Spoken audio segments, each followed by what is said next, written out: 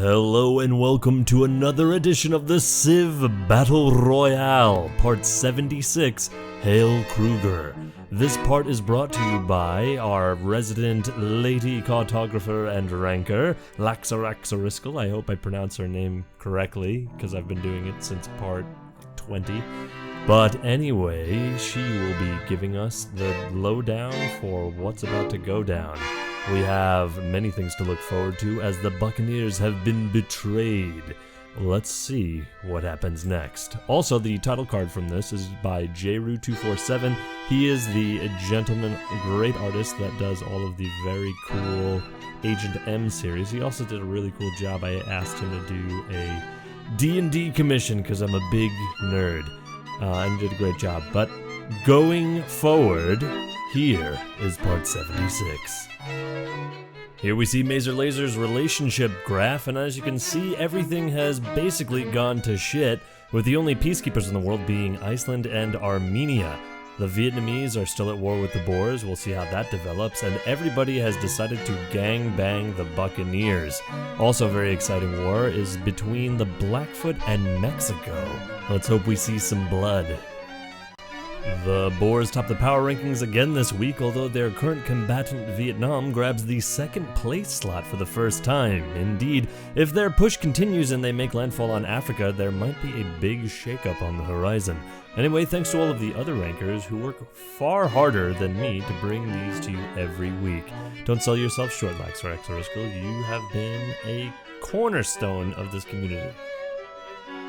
Here, user Spherical Melon embarrasses everyone that thinks they're an artist by making this incredibly beautiful map of the world. For those wondering what happened to my city maps, I still have the time, but unfortunately my partner in crime, Malsisra, who updates Annals of the Worlds, the base of my city map, is too busy at the moment, so they've gone on hold until his work frees up a little bit. We also have to thank Edzy1991 for his tile-accurate map. Of most note here is how tiny Yakutia is. I think I've been mispronouncing that for a long time. Anyway, do you remember when they were the sleeping giants? Now they're more like bullied dwarves. They were rank 1 for like 20 parts, for God's sake. Could Korea finish this job, or perhaps the Inuit? Well, there's only one way to find out. Onwards to the main event. Henry Parks proves to be ever the shitlord as he completely cockblocks the Blackfoot from taking their rightful prize of Torreon. Anyway, Mexico for once doesn't appear to be on the verge of retaking any cities from Australia. Perhaps that's because of the Buccaneer power armor stalking the southern lands near Mexico City, drawing the attention of Juarez's meager land forces. To the northwest, a new threat looms. The Blackfoot paratroopers far outnumber the lone marine sitting in Veracruz. Crowfoot and Juarez have long had a beef, single beef. I suppose more beef was involved. It was buffalo. But this time the Blackfoot are on the front foot. Let me say that again. But this time the Blackfoot are on the front foot. Will Crowfoot know how to handle this novelty? I think they will, and you shall see. For much of the Buck-Boar conflict that has dominated Babylonian media for the past 5 parts or so, one consistent theme has been Captain Morgan's dominance in the Mediterranean theater. It looks like that might be about to change, however, as a lone submarine stalks the Gulf of Sirte, while a whole host of embarked Boer units have materialized around Panoramas. As Nebuchadnezzar has so kindly highlighted for us, this area is a vital airbase for Morgan. And while the war with the Boers has basically become a rout by now, these planes could be incredibly useful in the new front against Finland. They'll be less useful if the Boers take the Sicilian cities, though.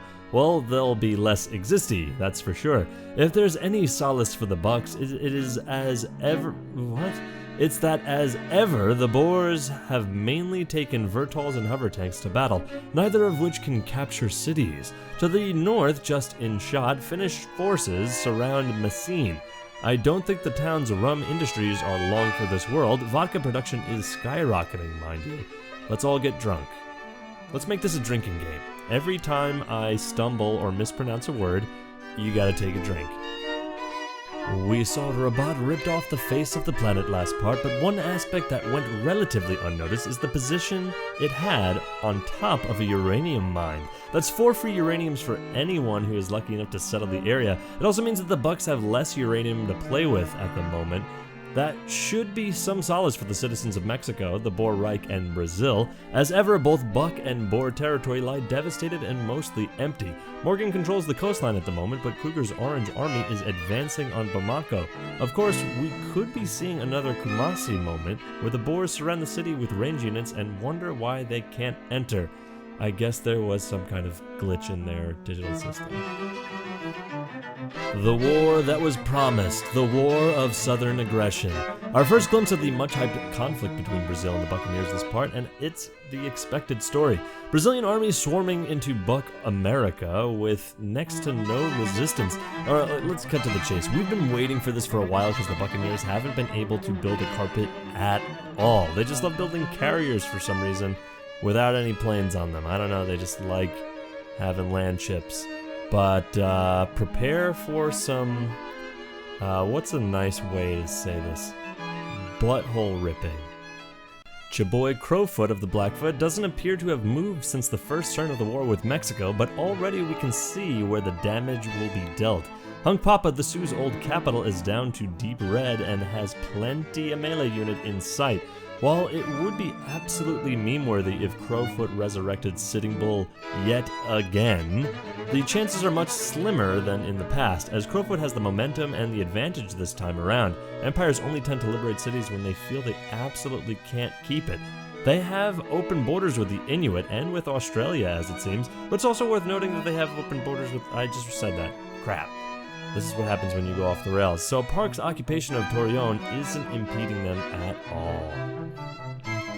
First blood is drawn by Brazil, and it's a capital. The old Incan center of Cusco falls to a comfortable regiment of Brazilian paratroopers. For those hoping Pedro would still be incapable of taking cities, that hope is sure looking forlorn now.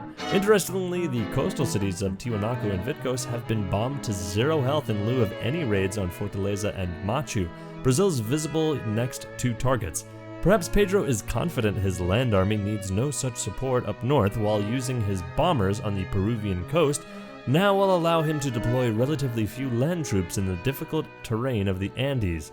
Indeed, Vitkos looks like it might fall next turn, and though the Buccaneers certainly have a navy nearby, it's predictably mostly carriers.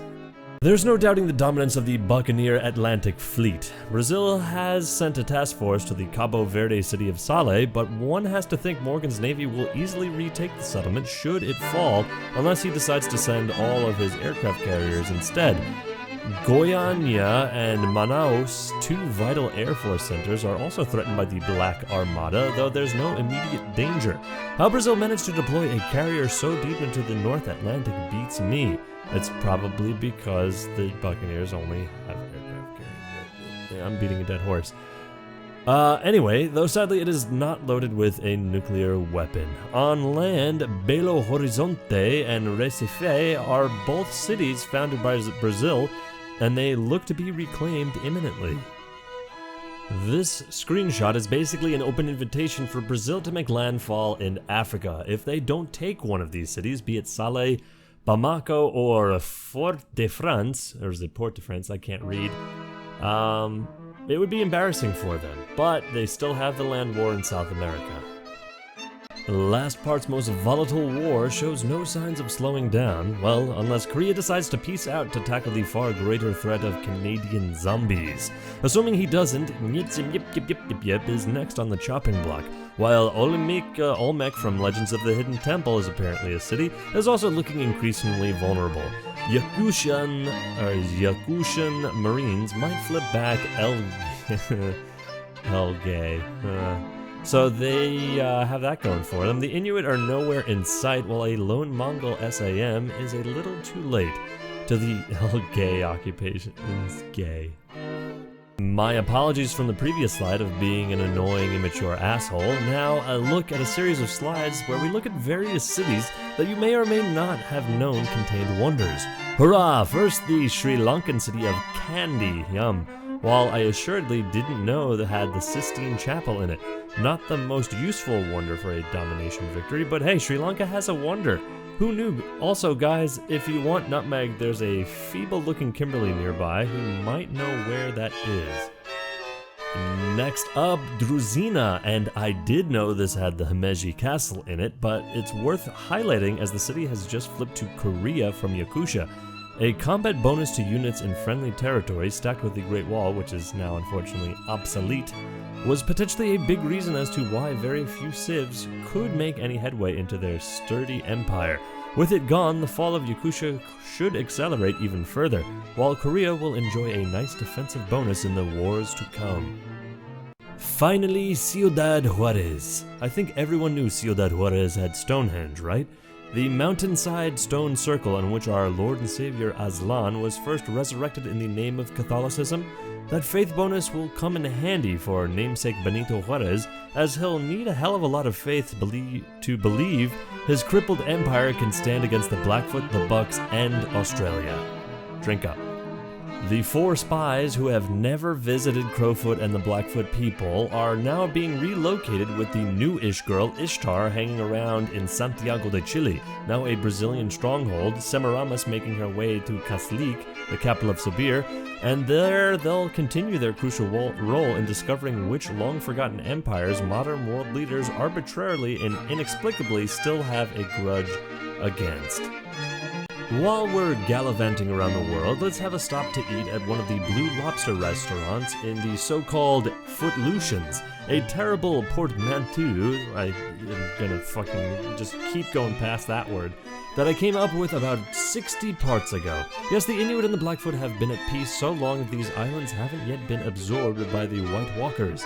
The Inuit Siksapumik stands at a healthy 31 population, with Crowfoot's Key and not far behind. I don't know why that word exists.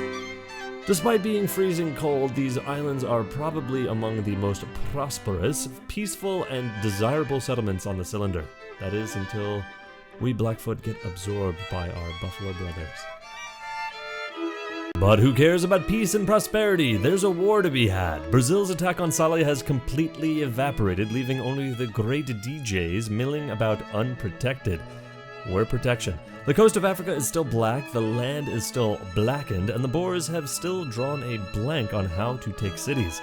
The Buccaneer Navy waits to retake the poor towns as soon as they fall anyway, while another branch of Morgan's fleet rounds the head of Brazil, looking to further disrupt the scattered Brazilian Navy if not actually damage their cities. Brazil's aerial advantage continues all the way down the coast to Duque de Caxias. Mind. There are no new cities down on the main front, though Machu is certain to fall soon, and Brazil have pulled a fleet out of nowhere on the Pacific coastline. The bombed-out husks of Tiwanaku and Vitkos might be falling a lot sooner than expected, too. Of course, Morgan has reacted to the chaos the only way he knows how, and even as we speak, nuclear bombs are being brought down to the front. The question is, where will the Buccaneers' itchy trigger fingers strike? A well-deployed nuke might be enough to throw the Brazilian advance into disarray and force them to resort to their tried-and-true tactics of sitting around doing nothing.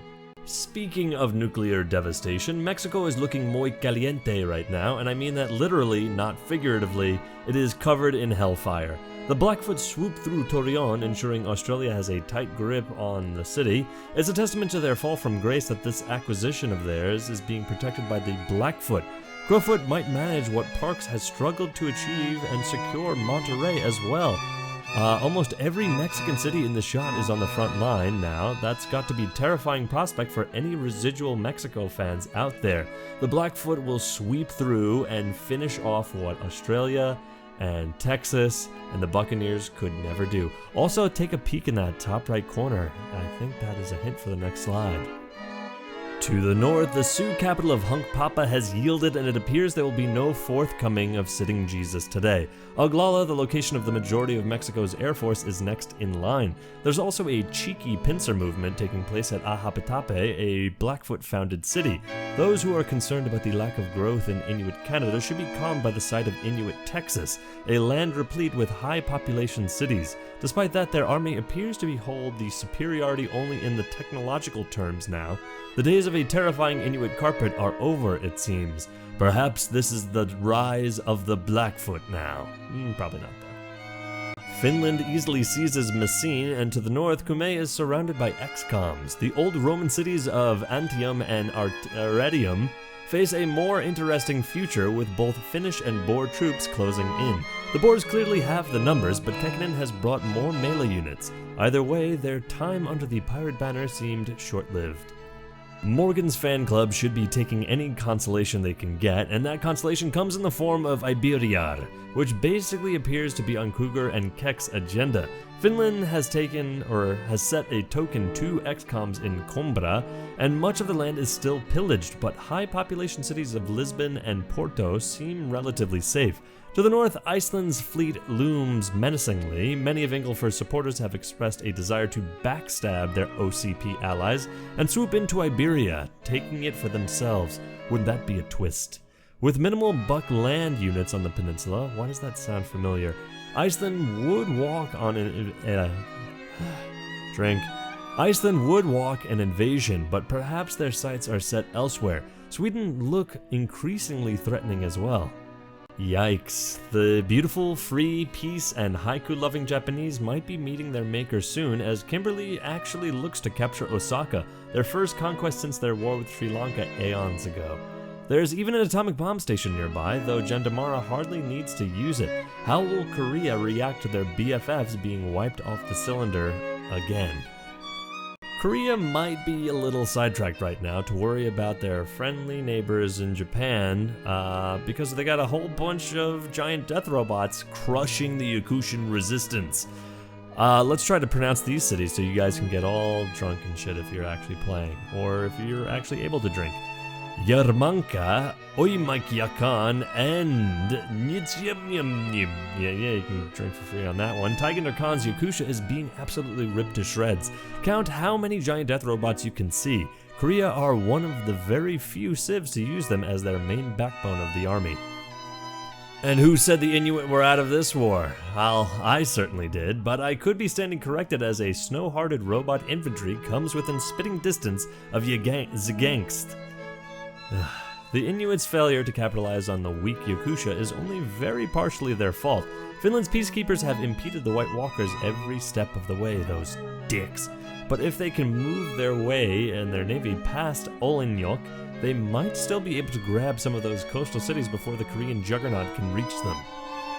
The Kimberly continue to send troops north to Osaka, massively overestimating the scale of Japan's defenses. Hawaii, allegedly also at war with Japan, makes no such attempt. Perhaps they don't have open borders with Australia, but at least they've appeared in the part, so whichever power ranker winds up with them will be able to say, Hawaii appeared this part.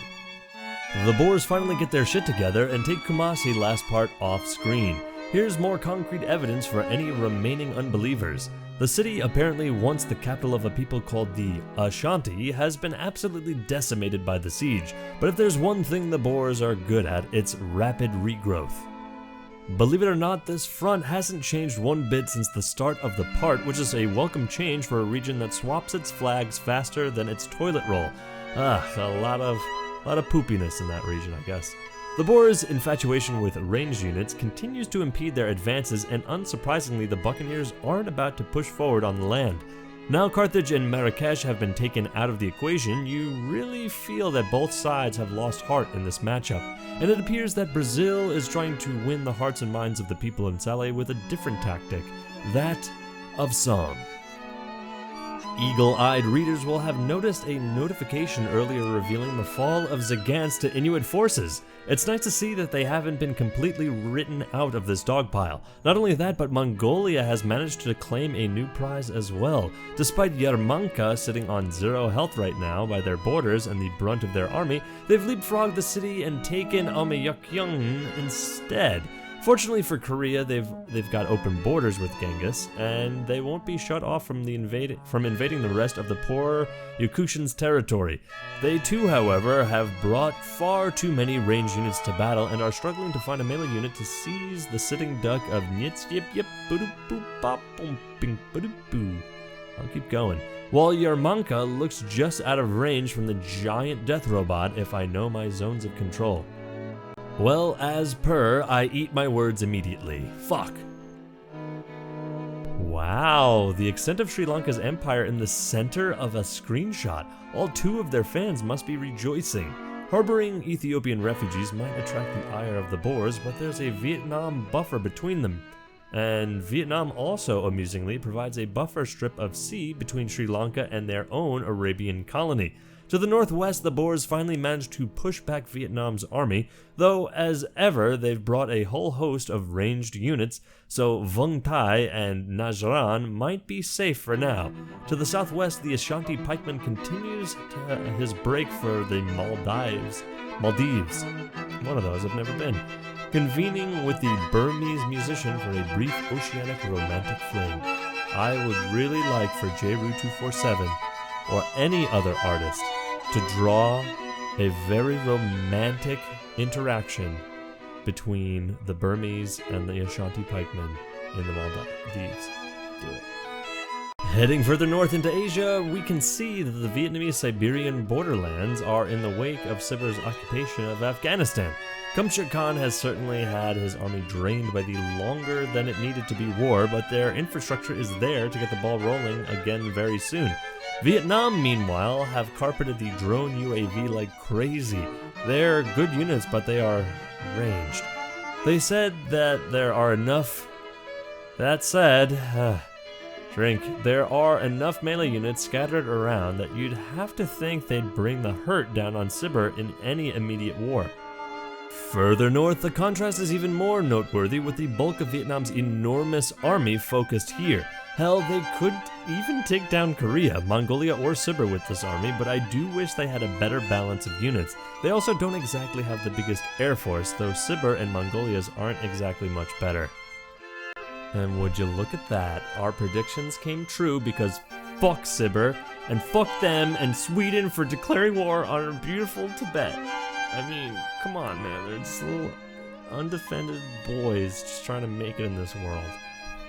Another look at this front so you don't have to scramble back and rewind this video a couple of more times, but Sibir does have some semblance of an army mobilized at the front, but all of former Afghanistan is surely a goner as Vietnamese troops are going to sweep through the land like a tidal wave. Oh god, no. Tibet, you are our precious baby boy of the cylinder, and you're about to lose the tender, beautiful Nadong to the vicious forces of Sibir. Maybe one day you'll get your revenge. Alright, time to calm down for a moment. As well as Korea's ploys to destroy the remnants of Canada, they've also set their sights on the poor old Ethiopian refugees sitting out in Sri Lanka. As with many of these ploys, it's an unlikely war. Has any major nation actually declared war on a civ with no cities? I haven't seen it, and I don't think it'll ever happen. Iceland brings 2 nuclear missiles down to a war they're not even fighting. But bigger news is that Finland has seized Panoramas and Antium, possibly taking out 15 Buccaneer planes and bombs. Yeesh, that sucks. It also catapults the Boer army over to Funchal, a city it is just as difficult to take with ranged units alone. Iridium is next in line, bringing with it another 6 planes. Jeez, Buccaneers, you are really on the defensive now.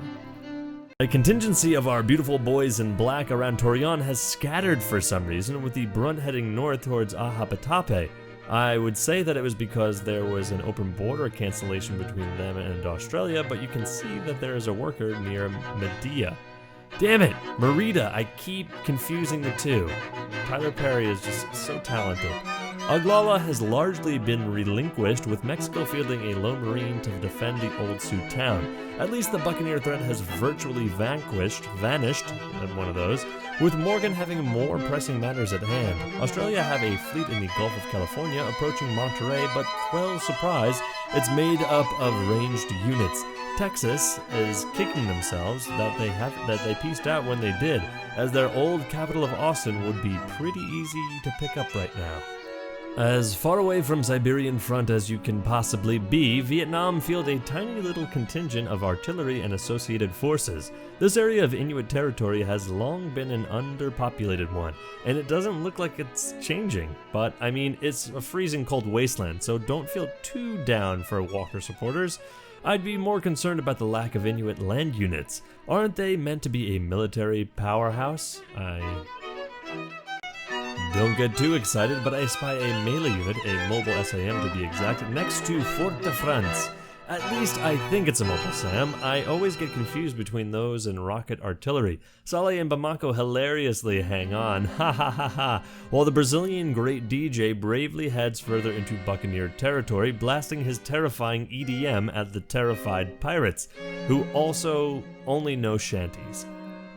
Here is where the pain starts. Fortaleza and Machu fall to Brazil, paratroopers swarm around Belo Horizonte and Recife, and boy, that isn't all. Anyone clinging on like a stubborn turd to Pedro's war record as a reason for hope can commence crying now. Let's count the cities down. Tiwanaku 1, Vitgos 2, Vilcabamba 3, Machu 4, Fortaleza 5. That's 5 cities in one turn. And by the looks of it, the Buccaneers have 0 opportunities to retake any of those cities. Even the coastal cities have only a tiny Buccaneer contingent of carriers and other non-city capturing units hovering around nearby. Oh, and a half-dead tank. One thing's for sure, that Icelandic musician has quite the saga to pen. This is a route of the highest order. Laxorexoriscal, or LA, feels me on this one as she types out, Nizenya, you get it. Yeah, see, that's a bullshit name. Has been recaptured, as has Oymyakon, which puts an end to the Mongolian dream. It's an admirable defense and ultimately a futile one. Korea's next wave is incoming, and Yakutia have very few reserves to mount any kind of future counterattack. Oh boy, as we see on our second slide of the Peaceful Footloosians in one part, okay Nebby, relax. We received the news that the Inuit have joined the Buccaneer coalition and betrayed them. Despite the undeniable power of the Inuit, they've proven a fairly unimpressive combatant in the Caribbean theater before, so aside from Cincinnati, the Buccaneers should be safe. Emphasis on should be. You'd be a fool to write the Inuit out of any war. If they don't break through, it will be at best a distraction for the Buccaneers that could be deployed elsewhere. At worst, it could cause catastrophic damage to the Buccaneer core. I will bid this betrayal by the by the Brazilians and the Inuit, Operation Ice Serpent. Sibir's heartland is not exactly a fertile land of soldier trees and tank vineyards. No city. I thought that was like the name of a French city or something like that, but I get it, it's funny. It's as barren as a Buccaneer barracks with as many workers as soldiers and some very outdated indeed. I spy an artillery of 5. Should Vietnam break through the rough terrain that separates the two, and don't get me wrong, that's a big should, there is very little reason to believe that Sibir can hold onto their core for any meaningful amount of time. It's time to say sayonara to another Civ this part. Japan the free, Japan the peaceful, Poom the terrible haiku poet's pride and joy. But all men must die, and it's Meiji turn this time around. Unless that cavalry retakes the city, that would be pretty funny. It might happen, but I'm going to Googlize now because it seems unlikely that Japan will make the part out alive regardless, with a large Kimberly Navy still loitering around. Believe it or not, Japan were once considered one of the Pacific's greatest powers. At their peak, they controlled an empire from the tip of Kamchatka down to North Luzlan. Luzon, and even held the Inuit for a time. Their downfall would come shortly after they played their part in the partition of the Philippines. Australia, on a high, immediately declared war on Japan and very quickly seized control of the main islands, despite a sterling defense from Korean peacekeepers. Yakusha took all but one of their remaining cities, Osaka, where they continued to remain for generations despite overwhelming odds. When the Kimberley-Texas-Hawaiian coalition declared war on Japan at the same time as the Boer coalition was rumbling, many laughed. They're not laughing now.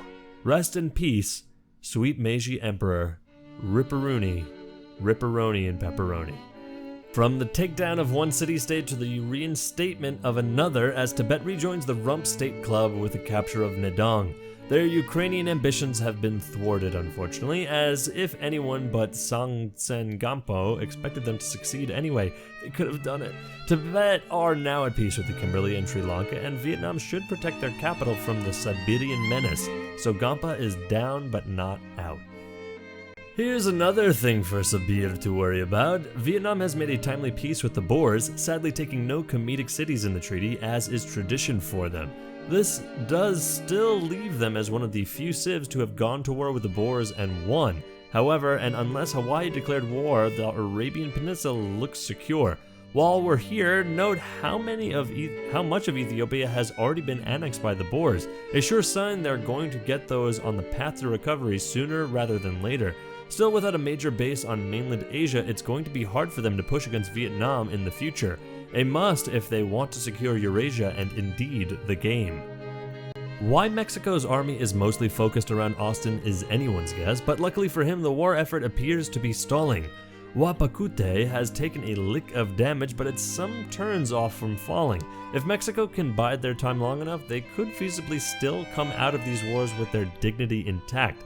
Baja California is surely lost for good though, and I really hope that the Blackfoot get their shit together. You can see Oglala has no damage, meaning like none of their cities have any damage, but they're surrounded by units. What are you doing, boy?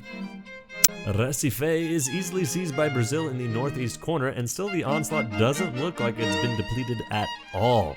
Peruvian progress might be slower now, with Korea something China, the Inca are free to do what they want, enjoying some naval defense, but there is an advanced destroyer nearby waiting for the opportunity to strike. To the northwest, Australia's Galapagos Navy looks like it could pile some hurt on Central America.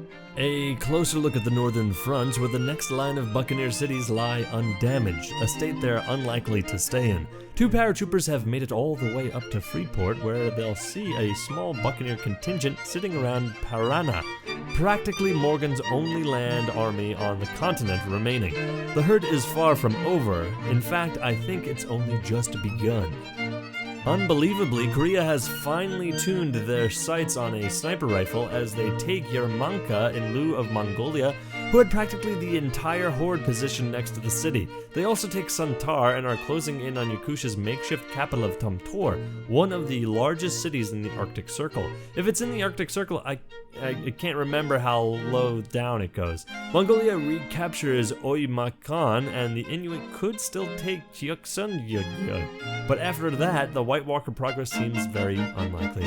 Well, they have the Buccaneers to pick on now. Brazilian peacekeepers are now being quite the nuisance, but you still get the burning feeling that Taigen Dakan isn't long for the world. It's worth bearing in mind that in Part 1's power rankings, Yakusha took first place. And the talented Spherical Melon shows off again by capping off this part of the week with a wonderful illustration of the interminglings of technology separated by centuries. I have been Laxaraxariscal. Until next time. TPangolin also says to expect another part to be coming this Wednesday. What, are you kidding me? I didn't even know. I've had this part out so late. Shit, I'm sorry guys. Well, until tomorrow, or if you're watching this like many months and years and decades from now, the next part, you just click it. It's coming out tomorrow, so thank you guys for joining us. I've been your audio narrator, Dawkinzz, and we'll see you next time.